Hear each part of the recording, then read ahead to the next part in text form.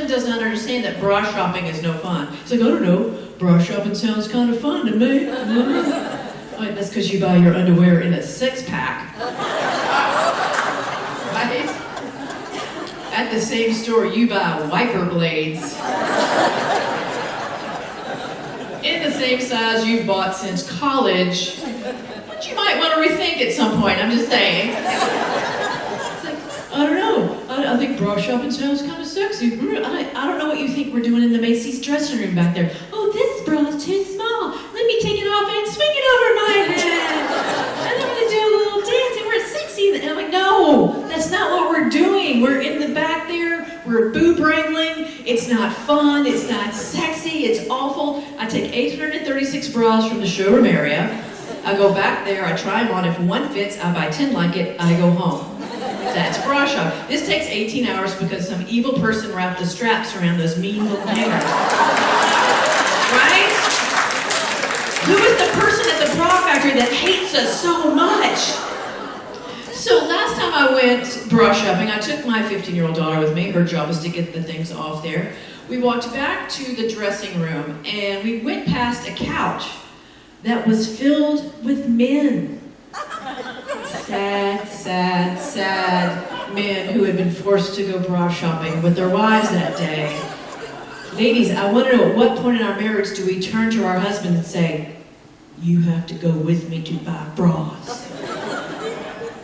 You're going to get off the couch where you're watching the football game. We're going to the Macy's. They have another couch there for you. You're going to sit on it while I buy bras. Gentlemen, more important question. At what point in the marriage do you go, okay. Please don't leave me here alone to die. I don't know when it's going to happen. Never going to happen in my house. So we go past the couch of shame and we go back to the dressing rooms. There was a lady in the dressing room next to us trying on bras. I don't know what her name was, but her husband's name was Duke. And I know this because she screamed at her Duke the entire time she was back there to bring her more bras. Duke, I said 36C, not 36D. Duke, I told you no underwire. Duke, I said nude, not white. Nude. Duke, I don't know why the hell I even bring you with me. Next time, I'm going to leave you at home. And then we heard an audible cheer.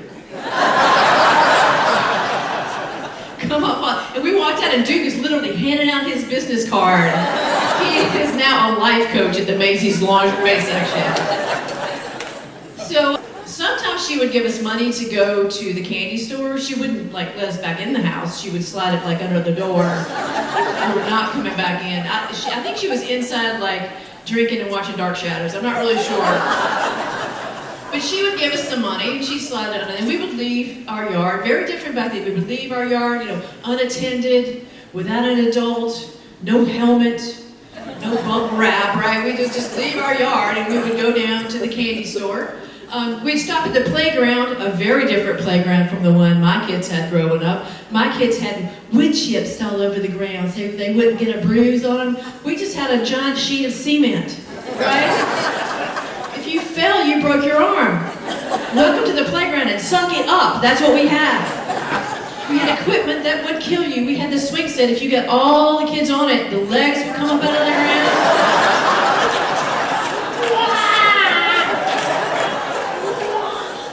The whirligig thing that was all rusty, remember? And you'd run and you'd jump on and there was always one friend that just didn't make it. Like it sucked into the rain hole down there somehow. And then there was the thing on a spring like a horse or like a hippo and it would go back and forth. And literally you'd go back and hit the back of your head. And then you'd hit your face. Hit your head, hit your face. This is so fun, I have whiplash. And then the horsey part on ours came off. We just had a metal knob. No one ever fixed it. Metal knob, back and forth. Slide, very different slide. My kids have this green plastic slide with no hard edges and ends in a nice soft pile of wood chips. We had that big metal slide. Right, it just sat there in the sunshine. Just heating up. Athens, Georgia in August. Till it was not so much a slide anymore as it was a broiler pan for your butt. So we would leave the playground with our various injuries, and we would go down to the candy store, and I had this theory about childhood obesity. We did not have it back then because we were outside all day, right? We were busy, we were outside running around, and because the candy back then was inedible. We had atomic fireballs, remember those? You couldn't even eat this horrible, painful candy. The whole thing was how long you could keep it in your mouth before you spit it out. Bit lemon heads, just pixie stick dust, just. It was a straw filled with sand and sugar. And at some point, this wasn't big enough. They had to give us a big plastic tube, remember? I am amazed that no one asphyxiated off of pixie stick dust. I'm amazed by this. Then we had the family of wax candies. Oh, wax lips, remember those? The wax bottles. There were 4 in a pack. Yellow, green, blue, and red. All tasted exactly the same.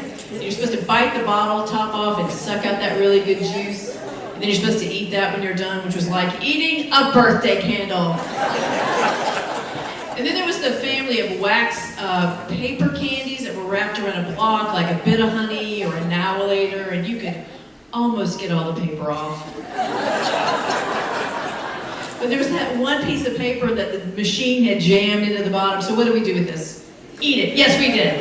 We're eating paper, we're eating wax, yay! And don't get me started on that toilet paper roll full of dots.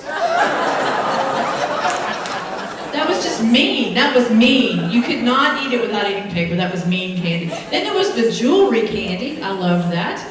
The pops, ring pops, you have the big ring on. And then there was the necklace that came on a little tiny rubber band like this big. And you could slide it over your head. And finally get it all the way down here. You're supposed to eat it like this. So you're eating it and you just have a rainbow of spit. It's just a rainbow of spit. It was so pretty. It was so pretty. And then we would walk around to the next aisle, and they don't have this anymore. It makes me sad. Candy cigarettes. We miss candy cigarettes. And they came in 2 varieties. Remember, there was a hard white stick that was crunchy with red on the end because someone painted fire on there for us to eat. And then there was the bubblegum kind that you could pull out and you could blow real smoke. You could get a couple of drags of real smoke. We would literally stand in front of the candy store just wearing our candy jewelry. Smoking our candy cigarettes. Maybe a Zumba class in our future. We were 9-year-old candy hookers, and my mother had no idea where we were, and we all turned out okay.